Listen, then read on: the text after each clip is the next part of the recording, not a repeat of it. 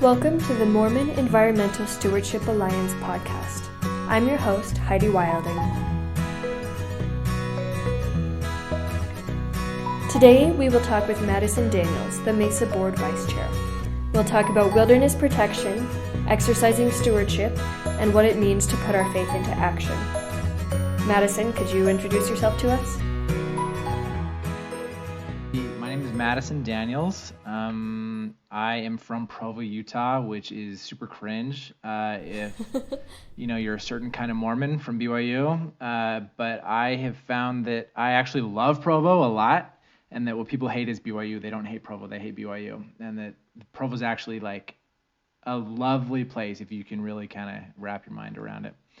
I grew up in Provo. Like, I pretty much grew up at Seven Peaks, the water park, like swimming and just like kind of living the beach bum lifestyle in the middle of the desert. If I had grown up on one of the East Coast or the West Coast in any proximity to the ocean, I 100% would be a surfer, and I would live to surf. Everything I would do in life would just be to support my surfing habit. But as it is, I grew up in the desert, and I just, I always had a fascination with the natural world. When bees or wasps or whatever would kind of get caught in the window screen, I would just watch those for a long time. I remember the house that I grew up in was kind of one of the first houses in this development, and so there was just tons of piles of dirt and like grass and weeds and stuff everywhere, and I would just go and like catch praying mantises and put them in boxes with each other, and then I'd wake up in the next day and then one of them had eaten the other one, and I'm like, oh, that's a mistake. I should never put two praying mantises in an enclosed area together. And so I've just always kind of been fascinated with the natural world. So when I went to BYU, my degree was in environmental humanities, which is this kind of hippy-dippy degree that's like, what is our cultural relationship with the environment through like literature, media, philosophy, religion. So I've just kind of the intersection, the way that the earth and our relationship to it intersects with every aspect of our lives is kind of the thing that I just like love a lot. And I'm really lucky to kind of be working in that realm. I am the faith community organizer for the Southern Utah Wilderness Alliance. So my role with them is to try and get Utah's communities of faith, specifically the LDS community of faith, more actively engaged in wilderness, wildlands conservation in the state of Utah. Awesome. Thank you for that. Okay, so you said that you work with the Southern Utah Wilderness Alliance, which the acronym is SUA, correct?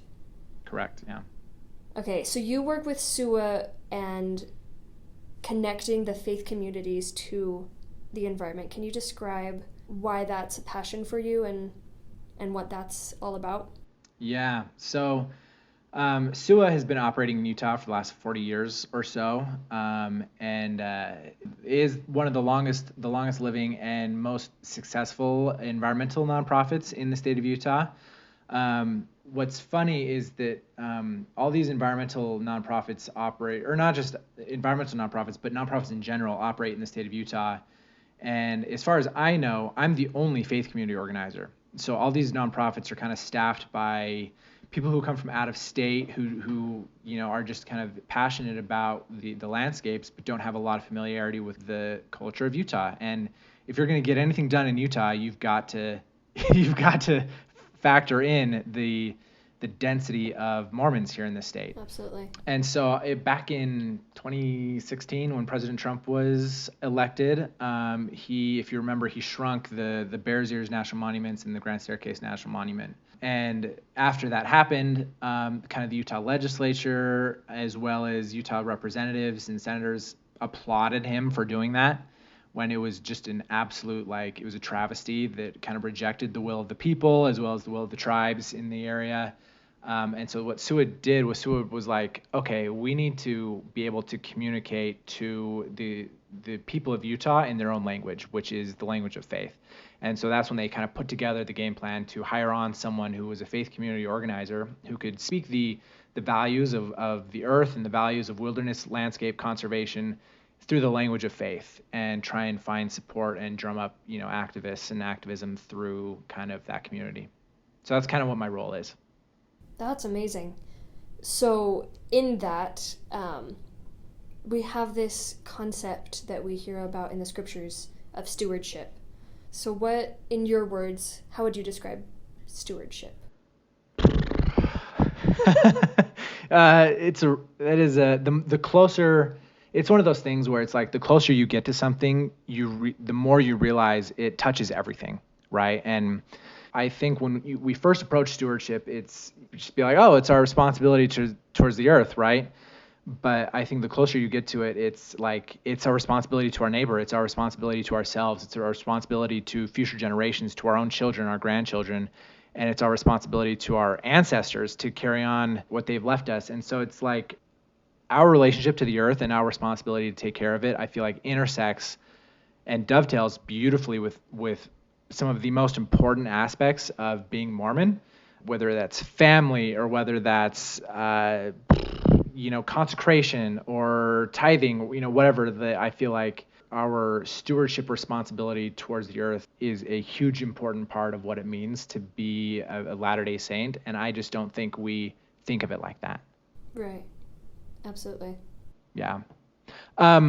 So I also run a podcast called Bristlecone Firesides, and one of the episodes we did last season, we talked specifically about stewardship, and I think one of the ways that I think about stewardship is definitely, or I think more culturally, commonly, when we think about stewardship, we think of a bishop in a ward who has a stewardship over a group of people, right? And it's a little bit higher, it's hierarchical.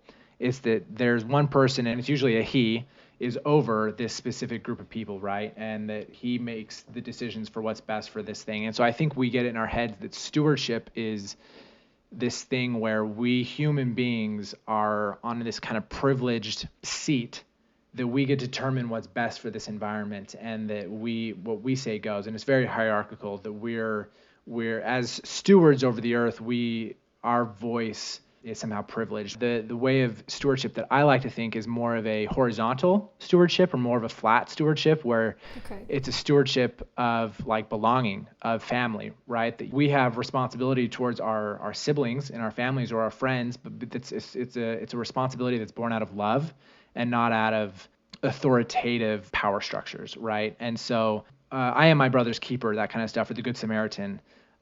Those stories to me help illustrate how I like to think of stewardship, which is much more flat and much more kind of embedded, where the roles of trees, and I'm watching birds right now at the bird feeder right now, their roles in the environment are as important as the role of human beings in the environment, and that we ought to look towards the natural world to understand how to enact stewardship in the natural world, because human beings are a newcomer on the planet. In terms of evolutionary theory, we've only been here for about 200,000 years. Right. And trees, whales, elephants, birds have been here for millions of years. And so we should look to them to understand how it is to be on Earth in a sustainable way. And we should kind of bring to our human stewardship a degree of humility. Absolutely. Yeah. Yeah. I think that one of the ecological laws is that nature knows best. Yes. And we very often forget that, because as humans, we're growing so much, especially in the past probably 50 to 100 years. We're growing in our understanding of science and our understanding of the earth, in wealth, and in so many other areas. And so it comes with pride. When you're good at something, you get prideful. And it's very easy to become prideful about our stewardship, like you said, over the earth, when really it's a relationship that the earth blesses us, it provides to us, and it is our responsibility to respect it, use it wisely, and protect it. Yeah, and nature knows best. Like, I think that is definitely a lesson we need to learn, but also because there's multiple layers to stewardship. There's like, on the surface, it's like we need to take care of the earth because if we want to exist in 100 years, we need to take care of the earth, right? It's very selfish. Right. It's very selfishly motivated. And like, if that's what it takes, that's what it takes. And I'm like, whatever motivation gets us there, right? But it's very utilitarian, and it kind of, I think, stems from some of the mindset that created the problem in the first place, of utilitarianism, anthropocentrism of pride and ego, right? And I think that if we can, so I think a lot about, I love spirituality. That's why I am in the role that I'm in, right? And one of the things that I've spent the last year kind of studying is about the ego. And the ego is kind of this story that we tell ourselves about ourselves, right? It's not necessarily the true self, it's the false self. What the ego wants, all of our egos want, is it wants separation, it wants superiority, and it wants control. And so as we understand that, why are we in this predicament in the first place with the environment? And well, it's because we see ourselves as separate from the environment. We see ourselves as superior to everything in the environment, and we see ourselves in control of everything in the environment. Right. And those three things have created this environmental problem that we're confronting right now. And the elimination of the ego, or the learning how to shrink the ego, is the core problem of spirituality. It's how can I see myself as connected to all things? How can I see myself as through humility by being equal with all things? And how can I surrender control to something greater than myself? That is the work of spirituality. And so I see the work of spirituality as being central to the work of confronting the climate crisis. Absolutely. And you kind of answered our next question, which was, how can we draw on our faith to address the climate crisis? But I love those examples. You said humility, connectedness, and what was the other one? Like a surrendering of control. Surrendering of control. That takes so much humility. And yeah, it's hard as individuals. It's hard for politicians. It's hard to do. But, I mean, that's what the gospel, that's what life is all about, is learning to overcome those struggles and do those hard things. So that leads us into the next question, which is kind of the opposite of, we have this earth that gives us so much, and we all have our spiritual needs. How can we use the earth and the wilderness, the creation of God, to help our own faith crises or spiritual needs? Yeah, no, that's a good question. I think that, as just to kind of foreground an answer, I think the way that we approach stewardship and virtually everything in kind of the Western Christian mindset is like, let's proof text this. I've got an action that I want you to do, and so I'm going to look in the scriptures and find justification, and then I'm going to throw those verses at you to get you to do this thing, right? And I feel like that's kind of been our approach to earth care, is like, which is, it's not bad. It just, I don't think it's the thing that's going to get us there, right? It might be a good starting point to see how in our scriptures that there is plenty of justification, and not just justification, but like divine mandate to take care of this place. But I think that what'll really like push us over the edge is when we see that the earth is a crucial and critical part of our spiritual well-being. So the earth needs to become spiritually valuable to us, right?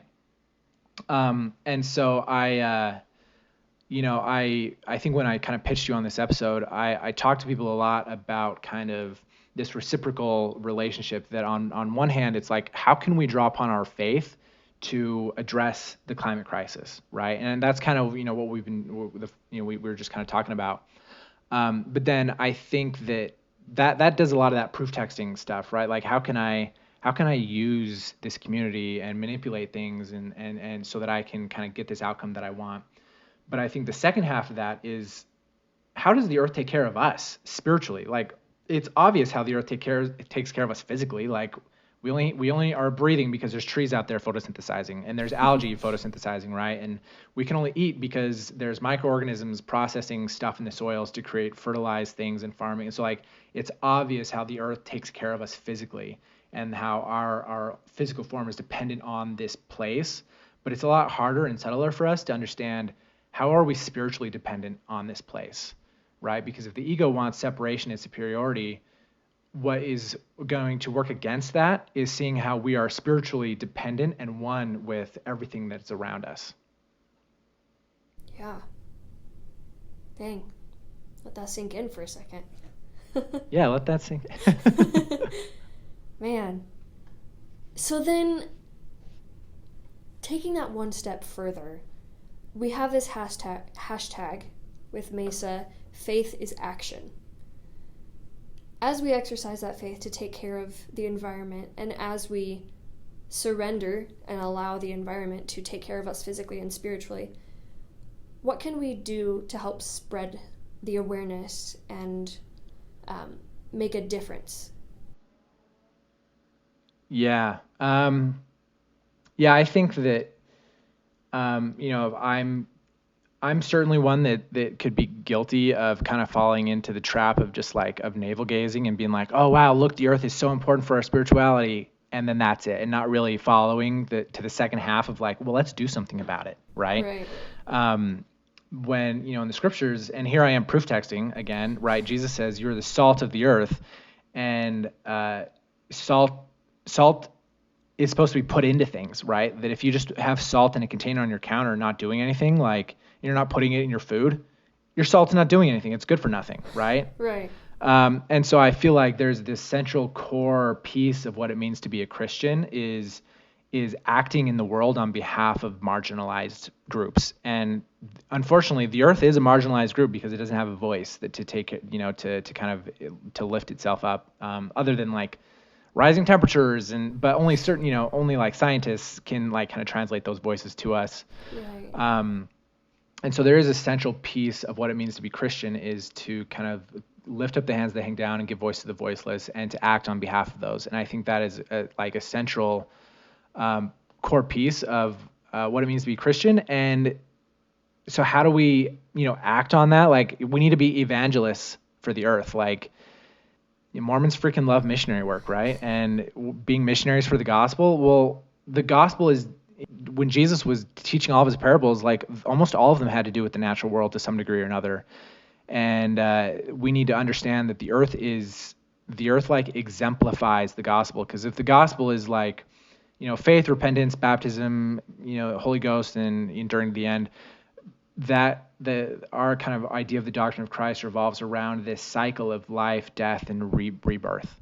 That is the core piece of of the Christian message, exemplified in the teachings of Jesus as well as the life of Jesus. And it's exemplified in the earth itself. It's exemplified in the seasons, in the water cycle, the carbon cycle, in fertilization, in gardens, in our own bodies. We see that, right? And that's the gospel in action.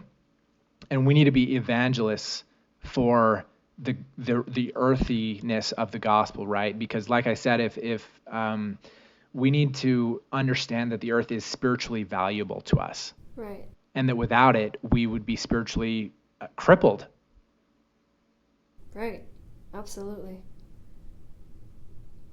Again, let it sink in. That is so powerful. So when you say the word evangelist, spreading good news. Yeah. And I feel like sometimes that takes the requirement of spreading bad news. The gospel is a message of hope. And if we want to have hope, we need to know where we're at and where we can be.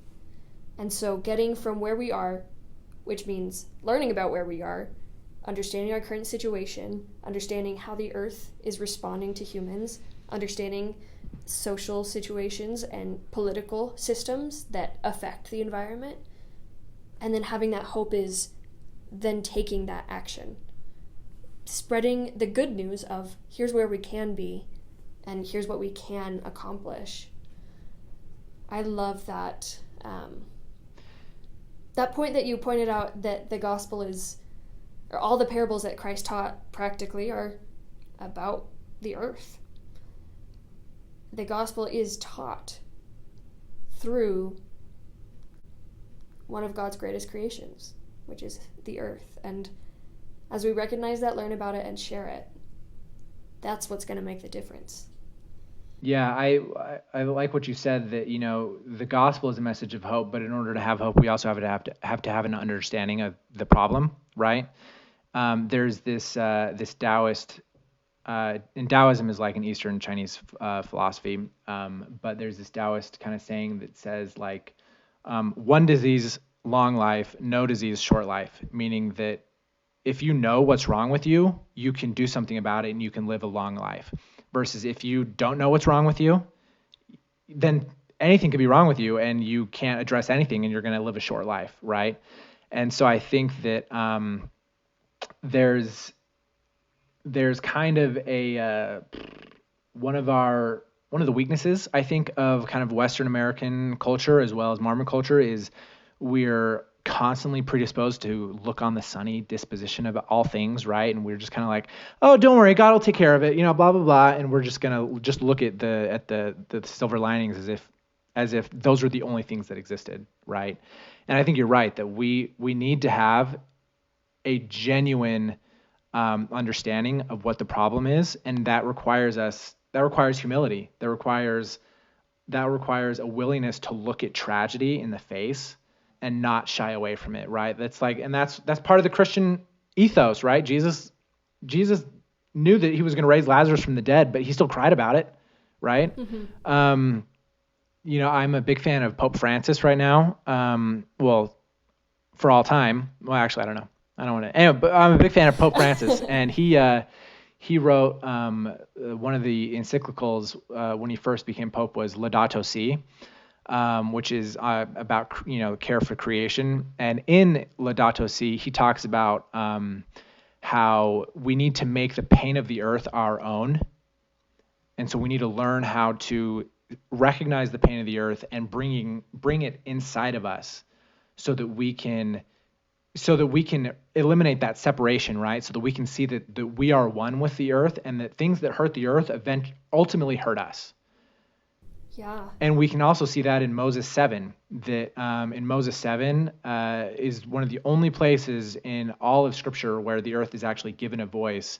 And the earth talks about, she's like, woe, woe is me, the mother of man, for I am pained because everyone literally hates each other on top of me. And Enoch is listening to this, and he's like, God, do something about this. Like, the earth is hurting, and he makes the earth's pain his own, and advocates on behalf of the earth to God, who eventually covenants with him that he'll let the earth rest. And I think that is a beautiful story about how we need to accept that, or we need to embrace the reality that what happens to the earth happens to us, and that we need to not shy away from incorporating that negativity or that dark side, that shadow, and bringing it into us, and letting that be that place of mourning, that tragedy, that sadness, be a place that we can act from on behalf of goodness. Absolutely. Thank you so much. Just wrapping up a little bit, we have one more question. And that is, and honestly, you might already be doing it, I don't know. But if I were to take away all time constraints in your life, if I were able to, the responsibilities gone, the obstacles gone, the barriers gone, what environmental project would you devote your time to? Yeah, I'm already kind of doing that. I thought you might be. Yeah, I mean, that's a big question, because I mean, ultimately, the ultimate problem is climate change, and that's the thing that we need to be focusing on. But the solution to climate change is going to be found in thousands and tens of thousands of miniature local projects, right? And the protection of Utah's desert landscapes is a piece of that. And so, wherever, for the audience, whoever's listening to this, that wherever you are, there's something you can do that's a piece of the larger problem, whether that's, large landscape conservation, whether that's recycling initiatives, or whether that's like litter or gas or carbon pricing, whatever. There's something that can be done, right? There's a lot of pieces to this puzzle. And I'm working on one that I really care about, that I love, which is kind of the Red Rock country in Utah, and making sure that it's protected in perpetuity for our descendants and our ancestors and stuff. Thank you so much for your time and for your amazing insights. I learned a lot, and I hope that our listeners Oh, did good. too. Yeah. Well, let me shamelessly plug my own podcast, Bristlecone Firesides, where where if you liked what I was talking about, that's just all we do over there is we just talk to scholars, poets, activists, and people who recreate out in nature about what their spiritual relationship is with the earth. Absolutely. And we will put a link to that in the bio of this Sweet. podcast. All right. Thank you so much, Madison. Thank you, Heidi.